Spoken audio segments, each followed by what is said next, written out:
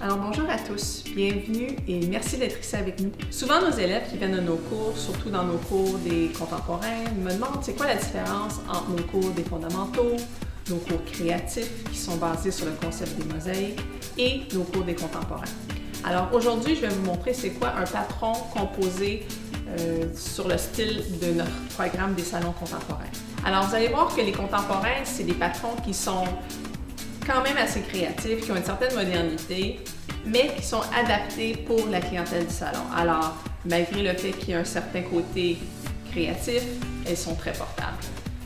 Alors, un des looks qui est très populaire en ce moment en salon, c'est les structures qui sont plus courtes en dessous, avec la longueur sur le dessus. On le voit beaucoup en ce moment dans les films avec les actrices américaines. C'est vraiment une coupe très tendance. Par contre, ce que je veux vous montrer, c'est une adaptation un peu de ça, parce qu'à un moment donné, il faut faire des petits changements, sinon tout le temps, ce look se répète constamment. Alors, ce que je veux faire avec mon modèle Mary, c'est travailler avec une version un peu plus déséquilibrée techniquement, mais qui va visuellement redévelopper le ballon.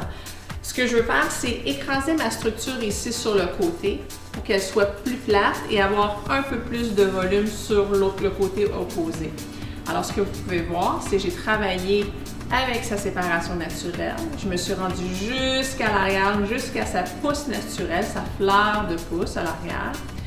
Et là, je suis remontée du côté opposé. Je me suis dirigée parallèle avec ce qu'on appelle son point d'encre ou le niveau le plus haut sur le côté de sa tête. Et de là, j'ai travaillé complètement horizontal jusqu'à sa pousse au devant.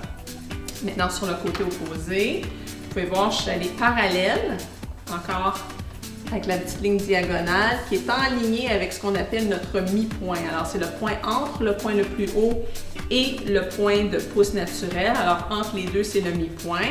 Alors, vous pouvez voir du mi-point, je m'en vais en diagonale encore jusqu'à son point le plus haut qu'on appelle notre point d'encre.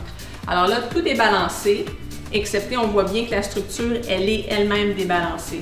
Alors la coupe va être plus courte ici, avec un peu plus de poids là.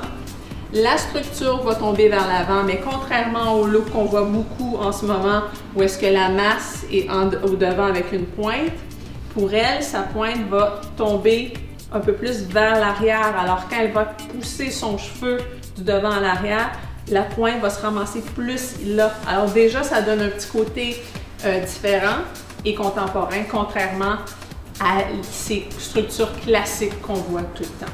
Alors, je vais commencer ma coupe.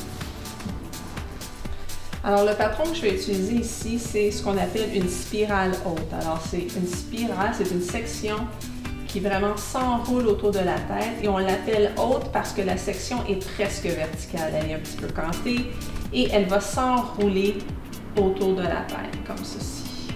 Et on va travailler ce patron-là aux 3/4 de la tête. Alors, on va partir, on ne va pas arrêter au centre, on va s'en aller un petit peu passer le centre. On va travailler à peu près 3/4 de pouce à 1 pouce de longueur. Et notre angle de doigt va être quand même assez plat pour débuter, jusqu'à temps qu'on se rende vraiment derrière la tête. Et là, vous allez vraiment me voir suivre le contour de la tête pour vraiment rentrer ma structure dans sa nuque. Vous allez aussi remarquer que je vais travailler avec de la surdirection, ce qui va m'aider à bâtir un peu de poids ici au tournant de la tête pour qu'elle ne soit pas trop plate. Je veux quand même qu'il y ait un certain volume ici, juste au tournant de la tête. Alors, je vais commencer au début, au devant, avec ma première section. Maintenant que j'ai fini le premier côté et je me suis rendue aux 3/4 de l'arrière, je vais commencer le côté opposé. Maintenant, si ce patron aurait été un de nos patrons fondamentaux, j'aurais commencé mon deuxième côté exactement de la même façon, à l'avant, et je me serais rendue aux 3/4 de la tête à l'arrière.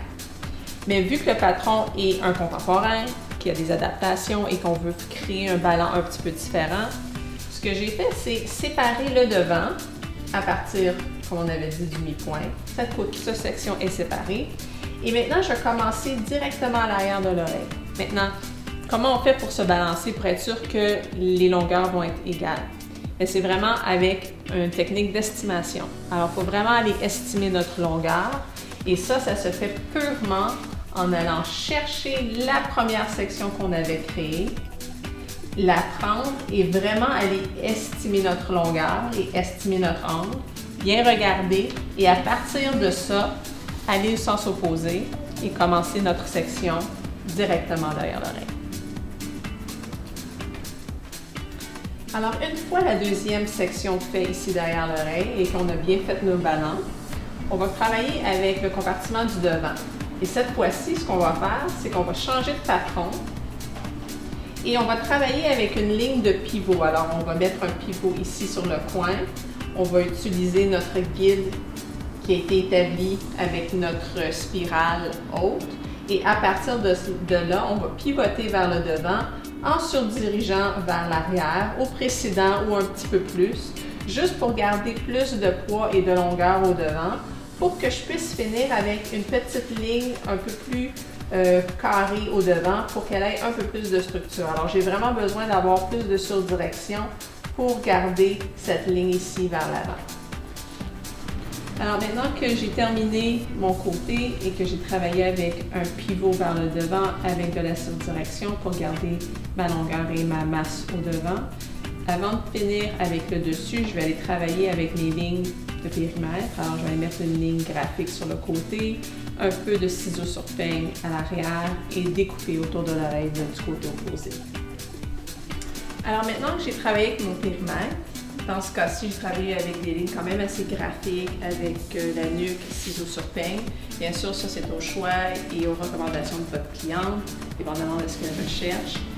Mais comme je vous ai expliqué auparavant, je vous expliquais que la masse ne va pas tomber à l'avant, elle va tomber plus à l'arrière. Alors la façon que je vais interpréter ce patron, c'est encore en travaillant avec un patron en spirale. Alors c'est vraiment des sections courbes qui vont travailler vers l'arrière, mais je vais les travailler en inversion.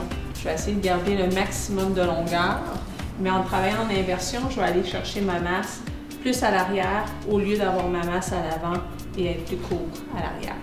Alors, on a fini le dessus, on a travaillé avec des spirales en inversion, avec un peu de surdirection, ce qui m'a donné un peu plus de masse vers l'arrière.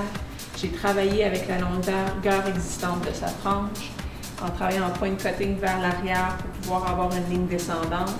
Maintenant, ce que je vais faire, c'est faire son brushing et terminer avec la texture nécessaire pour son type de cheveux. Bien sûr, son cheveu est un peu plus fin, je vais faire attention, mais il faut que je le voie une fois sec. Une fois ceci terminé, on va faire deux présentations de look, un look fini, poli et un look un peu plus texturé.